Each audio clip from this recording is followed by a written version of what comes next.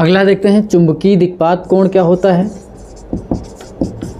चुंबकीय दिक्पात कोण चालू कर दिए कि नहीं? हाँ ठीक। अगला हेडिंग है चुंबकीय दिक्पात कोण। चुंबकीय दिक्पात कोण जिसको कहते हैं angle of declination, angle of declination, angle of declination, इसको कहते हैं चुंबकीय दिक्पात कोण। अच्छा, इसको जानने के पहले हम लोग ये जानेंगे मेरिडियन क्या होता है, यामोत्तर जिसको कहते हैं। यामोत्तर आपके दो होंगे, मेरिडियन जिसको कहते हैं, मेरिडियन को जानना आपको बहुत ज़रूरी है। यामोत्तर, देखो यामोत्तर दो होगा, एक हम लोग पढ़ेंगे भौगोलिक यामोत्तर, दूसरा पढ़ेंगे, एक पढ़ेंगे भौगोलिक यामोत्तर और एक पढ़ेंगे चुंबकीय यामोत्तर। तो मैं इसको दो कह देता हूँ, ये एक पढ़ेंगे चुंबकीय यामोत्तर। ठीक, चुंबकीय यामोत्तर। तो कुछ शब्द हैं इनमें कन्फ्यूजन रहती है, अगर ये दूर हो जाएगा तो आपको कोई दिक्कत नहीं होगी। तो चुंबकीय यामोत्तर और भौगोलिक यामोत्तर क्या होता है? चुंबकीय यामोत्तर को कहेंगे मैग्नेटिक मेरिडियन, भौगोलिक यामोत्तर को क्या कहेंगे? Geographical meridian. ठीक है, तो जो जियोग्राफिकल मेरिडियन है और ये जो भौगोलिक मेरिडियन है, हम जब भी किसी भी चुंबकीय सुई को ठहराते हैं तो वो सदैव स्वतंत्रता पूर्वक लटकती है। ठीक, अब वो जैसे लटकी, वो एक पॉइंट मैंने कह दिया फिक्स है, और चूंकि वो उत्तर दक्षिण दिखाती, हर पॉइंट पे बदलती रहेगी, मैंने ऐसे लटकाया। अब उसको देखो, इसको पहले आपको एक प्लेन समझाएं, तल।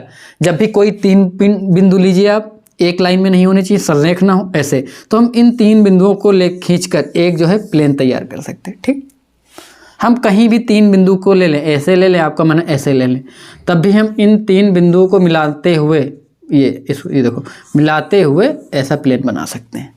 तो कोई भी तीन बिंदु अगर एक संरेख नहीं हैं तो उनको हम मिला के एक प्लेन या तल को हम ड्रा करा सकते हैं या बना सकते हैं। तो यहाँ पर हम यही करते हैं, एक काल्पनिक तल को ड्रा कराते हैं। 3 पॉइंट कौन से?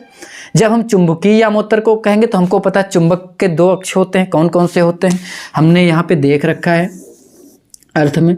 ये होता है NG होता है, जियोग्राफिकल नॉर्थ होता है, और ये हमारा बनता है जियोग्राफिकल साउथ बनता है। फिर हमने देखा था कि मैग्नेटिक नॉर्थ अलग बनता था, वो कितने का एंगल बनाता था? 11.3 का बनाता था। और हमने यहाँ पे क्या देख रखा है कि जो मैग्नेटिक नॉर्थ है और ये मैग्नेटिक साउथ है,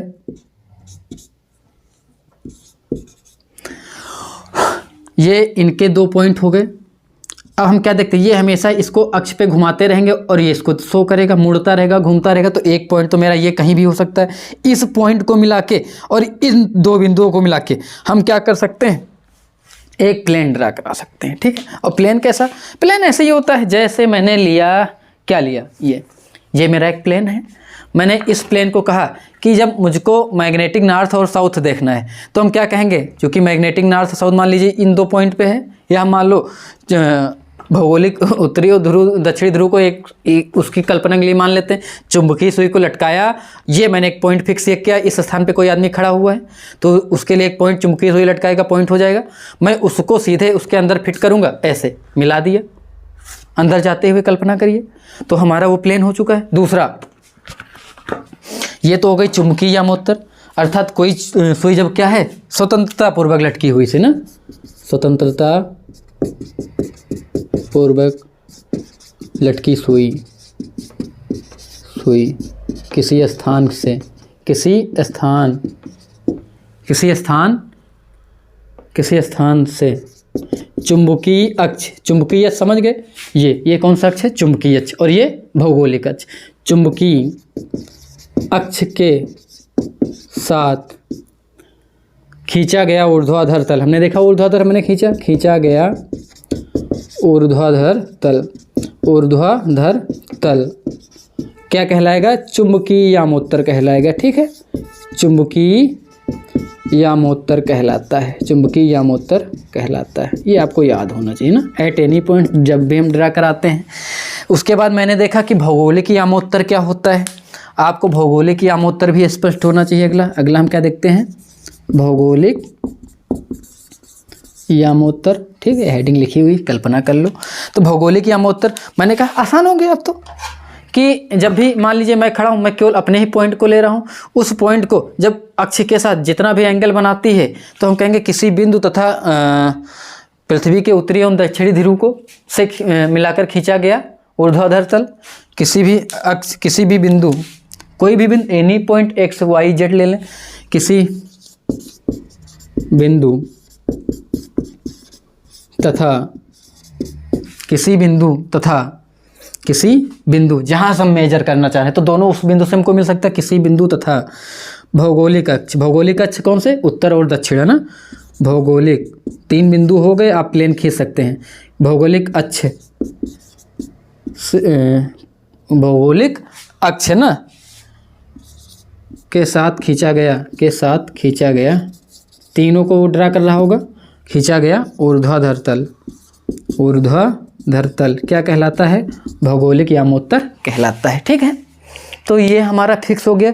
हमने जियोग्राफिकल सीख लिया, भौगोलिक सीख लिया, चुंबकीय अक्ष सीख लिया और भौगोलिक अक्ष सीख लिया, जो उत्तरी ध्रुव दक्षिण ध्रुव को मिलाता है, चुंबकीय ध्रुवों को मिलाने वाली इनको क्या कहते हैं, चुंबकीय अक्ष कहते हैं। और ये दोनों इनके साथ कितने का एंगल बनाते हैं, 11.3 बनाते हैं।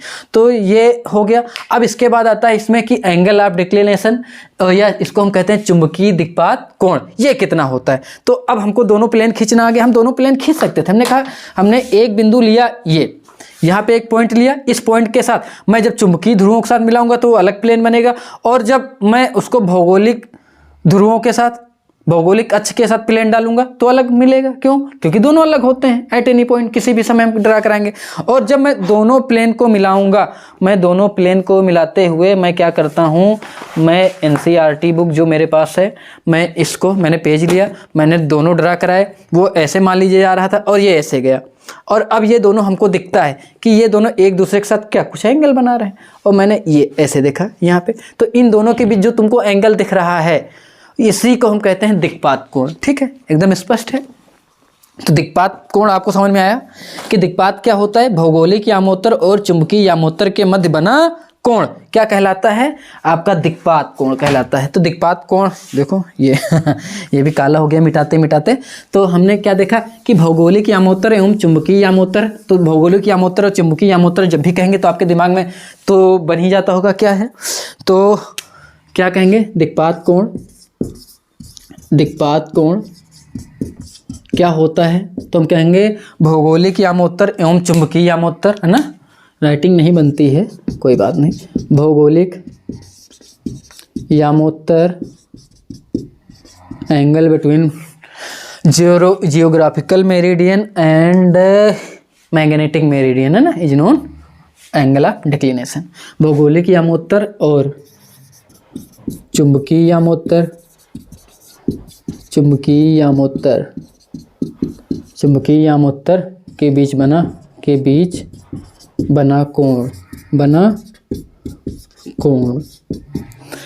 बना कोण दिक्पात कोण कहलाता है। कौन सा कोण कहलाता है, दिक्पात कोण कहलाता है। ठीक है, तो ये आपको स्पष्ट हो चुका है। देखो, दिक्पात कोण एक हो गया स्थिति के लिए। अब एक दूसरा कोण हम लोग जानते हैं जो अभी हमको बार बार यूज होता है, अगला है नति कोण, जिसको नति कोण या आनति कोण कहते हैं, या इसको जो है क्या कहते हैं, कुछ नहीं कहते हैं, नति कोण ही कहते हैं। ठीक है, अगला नति कोण, नति या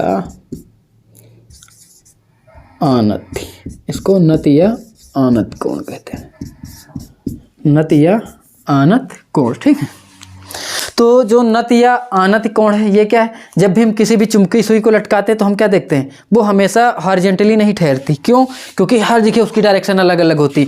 हम इसको मध्य रेखा जब मिलाते हैं तो हम देखते हैं ये क्या, कि जो पृथ्वी की चुंबकीय क्षेत्र रेखाएं निकली हुई उनके साथ एक ही फील्ड लाइन में है, लेकिन जब मैं यहाँ लाता हूँ तो अलग झुक जाती, यहाँ लाता अलग झुक जाती। तो ये हम देखते हैं क्या, कि पृथ्वी का जो हॉरिजॉन्टल भौगोलिक अक्ष है ये, और या चुंबकीय, इसके साथ क्या कुछ कोण बनाती है। जो इसका क्षैतिज है ना, तो उसके साथ क्या बनाने लगती है, कुछ कोण। तो हम कहेंगे नति कोण क्या होता है, कि जो पृथ्वी के क्षैतिज घटक के साथ क्या बनाती है, कुछ कोण बनाती, क्षैतिज के साथ जब कुछ कोण बनाती है चुंबकीय सुई। हम देखते हैं ऊपर, हमको देखना तो ये ऐसे दिखाती, मैग्नेटिक फील्ड लाइंस ये गई और ये ऐसे दिखाता है, क्षैतिज घटक ये है और इसके साथ कुछ कोण दिखाता है। तो हम कहेंगे चुंबकीय सुई क्षैतिज के साथ जो कोण बनाती है उसी को हम क्या कहते हैं, नति कोण कहते हैं। क्या कहते हैं, नति कोण। और इसको अंग्रेजी में लिखना चाहो तो लिख लो, क्या दिक्कत है। इसको डिप एंगल भी कहते हैं, एंगल डिप एंगल, ठीक। तो हम क्या कहेंगे कि वो डिप मतलब डिप ही होती है चुंबकीय सुई। ऐसे देखो, चुंबकीय सुई दो तरीके से चल सकती थी। एक हम उसको जैसे फ्री रखते हैं, एक तो हम देखते हैं जब बुक में ऐसे घुमाते हैं, जब वर्टिकली एक बार ऐसे घूम सकती है, और मैं अगर इसको ऐसे फ्री रखा हुआ घूमने के लिए तो ये घूम सकती है।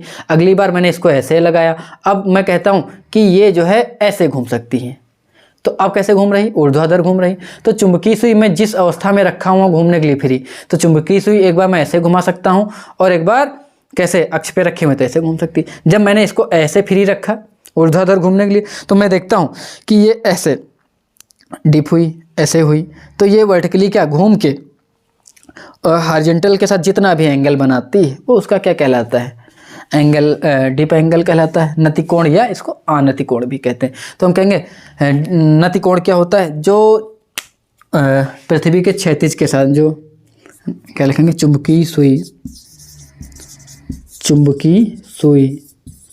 क्षैतिज के साथ जो कोण बनाती है ना, जो कोण बनाती है, नति कोण कहलाता है। क्या कहलाता है, नति कोण कहलाता है। एनसीईआरटी ने नति कोण को आई से दिखाया है, तो आप लोग आई से लिखना चाहें आई से लिखेंगे, थीटा से लिखना चाहेंगे तो थीटा से लिख सकते हैं, ठीक। तो मैंने कहा क्षैतिज के साथ जो भी कोण बना है, मैंने कहा मैंने किसी भी स्थिति में एक जो है क्षैतिज घटक ये था और ये चुंबकीय सुई ऐसे दिखा रही थी, तो ये चुंबकीय सुई मैग्नेटिक फील्ड को ही दिखाती है। तो हमने कहा ये BE था और ये कितना इसके साथ कोण बना रही थी, आई बना रही थी। अगर एनसीईआरटी ने आई दिया, आप थीटा लेना चाहें तो थीटा, तो ये तो इसका क्षैतिज घटक हो गया। मैं वर्टिकली घटक भी बना सकता हूँ, आप लोग पढ़ ही चुके हैं। हमने कहा अब अगर ये आई है तो BE को मैं दो इसको कंपोनेंट या वियोजन करा सकता हूँ, एंगल की डायरेक्शन में ले जाऊँगा। तो सबको पता है एंगल के डायरेक्शन में जब दिखाने के लिए बुक ने तुम्हारा जो है ऐसे है ना, इसको HE लिखा हुआ है और इसको JD लिखा हुआ, वर्टिकली लिए JD, इसको HE से दिखाया है इन्होंने। तो ये HE की डायरेक्शन में ले जाएंगे तो कितना हो जाएगा, इसको इस डायरेक्शन में ले जाएंगे तो BE cos थीटा होगा, और एंगल के विपरीत ले जाएंगे तो हमको पता है BE sin थीटा से मल्टीप्लाई कराएंगे। तो हम क्या देख रहे हैं कि HE बराबर क्या होता है, इसके जब दो घटक कराते हैं BE cos थीटा होता है और वर्टिकली कराते हैं तो BE sin थीटा होता है। तो मैं लिख लेता हूँ, वर्टिकली जब मैंने कराया तो JD इक्वल टू कितना होता था, कितना होता है देख के बोलो ज़रा, BE sin थीटा है। और जब मैं इसको कौन सा कंपोनेंट कराता हूँ, क्षैतिज वाला, तो क्षैतिज घटक में आप क्या देखते हैं, क्या बनता है, BE cos थीटा बनता है, ठीक, BE cos थीटा बनता है। ये इक्वेशन हो गई दो। मैं इनको दो तरीके से देख सकता था, मैं दोनों डिवाइड करा दूं तो मैं क्या देखता हूँ, इक्वेशन 1 डिवाइड बाई इक्वेशन 2। अब जब मैं दोनों को डिवाइड कराता हूँ तो मैंने क्या देखा, इधर लिख दे, ZE/HE equal to sine theta upon cos theta, BE/BE होगा, वो कट जाएगा तो कितना बचेगा, tan थीटा हो जाएगा, ठीक। और फिर हमको अगर मैं यहाँ से ZE निकालना चाहूँ तो HE tan थीटा होगा। ये आपका एक फार्मूला तो तैयार हो गया। और इसके बाद मैं अगला देख सकता था कि क्या देख सकता हूँ कि इन दोनों को मैं स्क्वायर करके जोड़ दूँ, मैथमेटिकली गणितीय आप दोनों कर सकते हैं। मैंने कहा 1 का स्क्वायर किया प्लस समीकरण 2 का स्क्वायर किया और दोनों को जोड़ दिया। तो देखो 1 का स्क्वायर करोगे तो JD स्क्वायर हो जाएगा प्लस JD स्क्वायर, मैंने इसको इससे जोड़ रहे हैं स्क्वायर करके, प्लस HE स्क्वायर, और इधर क्या जोड़ोगे, BE sin थीटा और BE cos थीटा जोड़ेंगे। तो मैं ऐसा करता हूँ, मैं इधर इसको मिटाता हूँ, BE sin थीटा हो जाएगा और क्या हो जाएगा, BE sin थीटा का स्क्वायर करोगे तो ये BE स्क्वायर होगा, साइन स्क्वायर थीटा होगा, प्लस इसको स्क्वायर करोगे BE square cos square theta होगा। दोनों BE कॉमन था तो जब बी को मैंने कॉमन लिया, ये हो गया sine square theta plus cos square theta. बचपन में आपने पढ़ रखा है इसकी वैल्यू 1 होती है, और जब इसकी वैल्यू 1 होती है तो मैंने क्या देखा कि ये 1 हो जाएगा तो कितना बचेगा, बी ई स्क्वायर हो जाएगा। तो Z E square plus H E square equal to क्या हो गया ये, ठीक। और मैं इसको स्क्वायर रूट हटाऊंगा तो मैं इसको इधर लिख सकता हूँ ढंग से, और जब मैं इसको लिख दूंगा तो ये भी एक फार्मूला बन गया, ठीक। फार्मूले के रूप बदलते जा रहे हैं। तो ये इधर फार्मूला क्या बना, B E equal to under root में कितना, Z E plus H E, ठीक। इससे हम मैग्नेटिक फील्ड को निकाल सकते हैं ऊर्ध्वाधर। तो मेरा ये हो गया एंगल ऑफ डिक्लिनेशन। इसमें अगर आपको एंगल डिप एंगल हमने ये भी देख लिया, जो भी क्षैतिज के साथ कोण बनाती थी। तो यहाँ तक ही हो चुका है। अब इसके बाद हम लोग अगला सीखते हैं कि चुंबकत्व क्या होता है। तो मैं इस टॉपिक को मिटाता हूँ, अगले टॉपिक की ओर हम लोग बढ़ेंगे, चुंबकत्व क्या होता है। तो आज की क्लास को हम लोग यहीं विराम देते हैं।